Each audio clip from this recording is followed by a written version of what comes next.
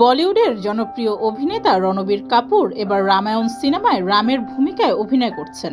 এ খবর সামাজিক মাধ্যমে প্রকাশ্যে আসতেই সমালোচনার মুখে পড়েছেন তিনি, কারণ গরুর মাংস খেয়ে রাম সেজেছেন রণবীর। কিন্তু রণবীর কাপুরকে রাম হিসেবে মেনে নিতে রাজি নন দর্শকদের একাংশ।